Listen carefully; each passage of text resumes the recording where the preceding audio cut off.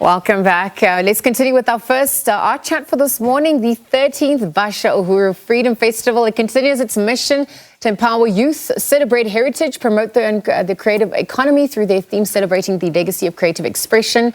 And in the spirit of Youth Month, the festival, it commemorates the resilience of the youth of 1976 Soweto Uprising, also amplifying their legacy through performances and dialogues that honor their fight for freedom and their contribution to cultural activism. So this annual celebration stands as a testament to the power of artistry and shines a spotlight on youth-driven creative and social transformation. Well, Constitutional Hill Marketing Executive Rethabile Maifadi joins us virtually to chat a little bit further. Rethabile, good morning. Thank you for your time at this hour on the SABC.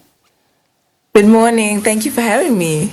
Let's dive in. It's the 13th edition. Congrats on this. I mean, given its impact and obviously where you envision it in terms of its impact at large. Talk to us about this edition as we reflect on the theme celebrating the legacy of creative expression at large.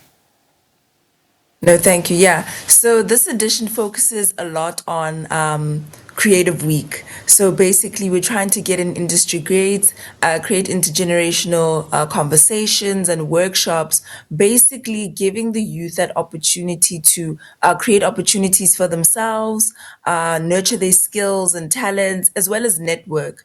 And the great thing about it is that this initiative is free.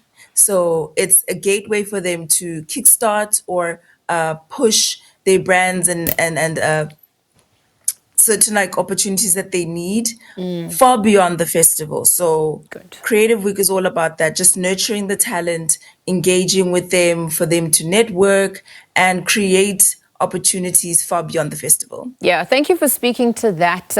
Even if we're looking at some inspiring stories of the past few years, past artist collaborations as well, that exemplify the festival's impact on the creative sector, can you share any of that comes to mind at this hour? Yeah, definitely. We had a lot of collaborations that actually amplified certain like initiatives that were happening. For instance, we had like the film festival, where Mabatu Mansu, who is a great director, writer, and actress, it actually kickstarted with the film call out that engaged students. So students got to place their films and then they got selected. The same with this year. We did the same thing, a call out where students submitted their films. They got the opportunity to screen for everyone in the country and for actually different directors and film writers who came and viewed and basically created engagements and opportunities where students now had like real constructive criticism and opinions from industry grades. So things like that don't happen a lot. Yeah. So you'd have students who are now pushing the envelope in the industry and actually having their content and their work flighted. So things like that with film. And then we had collaborations with the youth who are in the media industry who showcased workshops and facilitated workshops. So things like that. Also with art, we have now this year the Art Soweto company who are based at our creative hub. They're creating exhibitions that not only sit here in South Africa, now they're collaborating with international brands and embassies. So yeah. Sure. Yeah, there's a lot of success stories coming through on that front. And thank you for speaking to that, because beyond the film initiative, I mean, the other art forms as well. And I know that the festival program also has the Sounds of Freedom Music Festival that enhances the celebration of youth through, obviously song and dance form. Tell us a little bit more about that. Who's on the lineup? What's going into that endeavor? Yeah.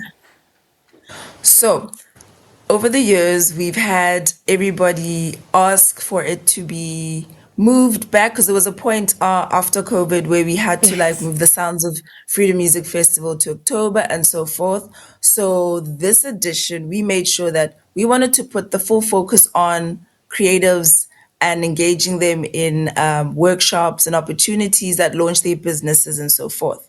So for this edition, we have moved the Sounds of Freedom Music Festival to September the 13th, which will feature artists like Bobby Cooper, Tandeni, and so forth. So just to name a few, but people can visit our website to check that out even more.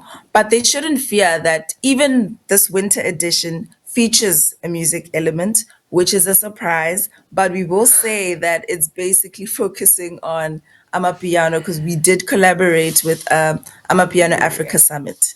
Okay. Yeah. All right. You've teased us enough. Thank you for that. Looking forward to that.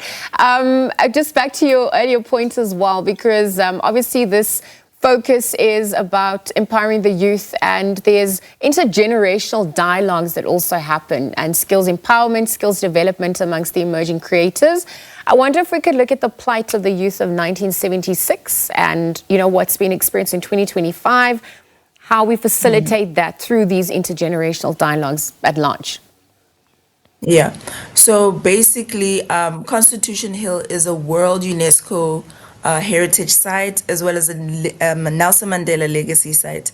It's a space that expresses all those atrocities, but it also is a place of great significance in a sense that once a place of oppression, but now is a place of opportunity and engagement. So, with the plight of the youth of 1976, they were fighting for their voices to be heard, that they didn't want to be oppressed anymore. They didn't want to do what they didn't want to do at that time. So, again, with the youth of 2025, we're saying that you still have the power despite what is happening in our country in terms of lack of jobs or not enough opportunities or access to the market. Basha Uhuru Freedom Festival is doing just that, like market access for creatives and makers and so forth, for them to engage with global markets, for them to engage with a variety of people and opportunities, Yeah. it's given them that platform to express their voice, showing that they have the power, and most importantly, happening on a site that was once an oppressive site, but now they can scream loud and proud and say, look, I did this on a very historic site to show that there's something that we are doing as the youth. We're not Yeah. waiting for anybody to come do it for us. And festivals like these are an opportunity for us to use that. All So, right. yeah. Yeah, thank you so much, Rethabile. Again, thank you for joining us at this hour. Wish you all the Thank best you. of luck as we edge closer to those dates. But Rethabile Maifadi, of course, chatting to us about the 13th edition of the Basha Uhuru Freedom Festival that's happening there. Looking forward to all the endeavors that really aim to empower the youth and carry on that baton that's been handed over from the youth of 1976 and beyond.